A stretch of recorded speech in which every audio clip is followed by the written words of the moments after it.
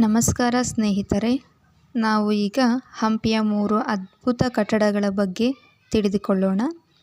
ಹಂಪಿಯ ಈ 3 ಅದ್ಭುತ ಕಟ್ಟಡಗಳು ಕೇವಲ ಕಲ್ಲಿನ ಸ್ಮಾರಕಗಳಲ್ಲ, ವಿಜಯನಗರ ಸಾಮ್ರಾಜ್ಯದ ವೈಭವವನ್ನು ಇಂದಿಗೂ ಜಗತ್ತಿಗೆ ಸಾರುತ್ತಿರುವ ಜೀವಂತ ಇತಿಹಾಸಗಳಾಗಿವೆ.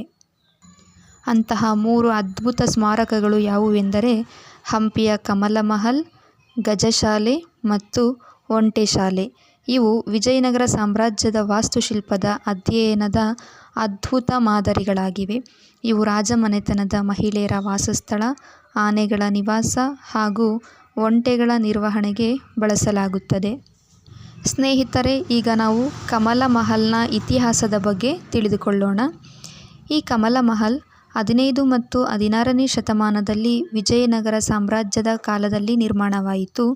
ಇದು ಹಂಪಿಯ ಜನನ ಆವರಣ ಒಳಗಿದೆ.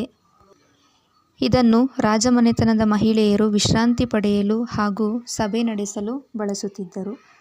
ಈ ವಾಸ್ತುಶಿಲ್ಪದ ಕಲೆ ಮತ್ತು ಶೈಲಿ ಯಾವ ರೀತಿ ಇತ್ತು ಎಂಬುದನ್ನು ನಾವು ನೋಡ್ತಾ ಹೋಗೋಣ ಸ್ನೇಹಿತರೆ. ಈ ಕಟ್ಟಡವು ಕಮಲ ಹೂವಿನ ಆಕಾರವನ್ನು ಹೋಲುವುದರಿಂದ ಕಮಲ ಮಹಲ್ ಎಂದು ಕರೆಯುತ್ತಾರೆ. ಇದು ಹಿಂದೂ ಮತ್ತು ಇಸ್ಲಾಮಿಕ್ ವಾಸ್ತುಶಿಲ್ಪಗಳ ಸಂಯೋಜನೆಯನ್ನು ಇಲ್ಲಿ ಕಾಣಬಹುದು. ಕಮಾನುಗಳು, ಅಲಂಕಾರಿಕ ಕಿಟಕಿಗಳು ಮತ್ತು ಬಹುಮಹಡಿಯ ವಿನ್ಯಾಸವನ್ನು ಒಳಗೊಂಡಿದೆ. ಇದು ಬೇಸಿಗೆಯಲ್ಲಿಯೂ ಸಹ ತಂಪಾಗಿರುವಂತೆ ಗಾಳಿ ಸಂಚಾರಕ್ಕೆ ಅನುಕೂಲವಾದಂತಹ ವಿನ್ಯಾಸವನ್ನು ಒಳಗೊಂಡಿದೆ. ನಂತರ ಸ್ನೇಹಿತರೆ, ಗಜಶಾಲೆಯ ಬಗ್ಗೆ ತಿಳಿದುಕೊಳ್ಳೋಣ. ಅದರ ಇತಿಹಾಸದ ಬಗ್ಗೆ ನೋಡೋಣ. ವಿಜಯನಗರ ಅರಸರ ರಾಜ ಆನೆಗಳನ್ನು ಇರಿಸಲು ನಿರ್ಮಿಸಲಾಗಿತ್ತು.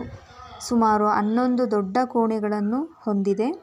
ರಾಜ್ಯೋತ್ಸವಗಳು ಮತ್ತು ಯುದ್ಧಗಳಿಗೆ ಬಳಸುತ್ತಿದ್ದ ಆನೆಗಳನ್ನು ಇಲ್ಲಿ ನೋಡಿಕೊಳ್ಳಲಾಗುತ್ತಿತ್ತು. ಇದರ ಕಲೆ ಮತ್ತು ವಾಸ್ತುಶೈಲಿ ಯಾವ ರೀತಿ ಇತ್ತು ಎಂಬುದನ್ನು ನೋಡ್ತಾ ಹೋಗೋಣ ಸ್ನೇಹಿತರೆ.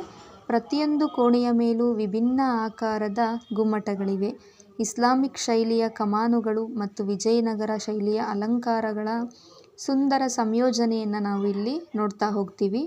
ಆನೆಗಳು ಸುಲಭವಾಗಿ ಒಳ ಹೊರಗೆ ಹೋಗಲು ದೊಡ್ಡ ಪ್ರವೇಶ ದ್ವಾರಗಳನ್ನು ಇಲ್ಲಿ ನಿರ್ಮಿಸಲಾಗ್ತಾ ಇತ್ತು ಅಂತ ನಾವು ನೋಡ್ತಾ ಹೋಗ್ಬೋದು ಸ್ನೇಹಿತರೆ. ಇಲ್ಲಿ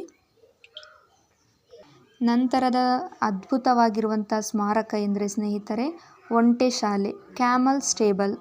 ಇದರ ಇತಿಹಾಸವನ್ನು ನಾವು ನೋಡ್ತಾ ಹೋಗೋಣ ಸ್ನೇಹಿತರೆ. ಇದು ರಾಜಮನೆತನದ ಒಂಟೆಗಳನ್ನು ಇರಿಸಲು ಬಳಸಲಾಗುವಂತಹ ಒಂದು ಸ್ಥಳ ಅಂತ ಹೇಳಿ ನಾವು ಓದ್ಬೋದು ಸ್ನೇಹಿತರೆ.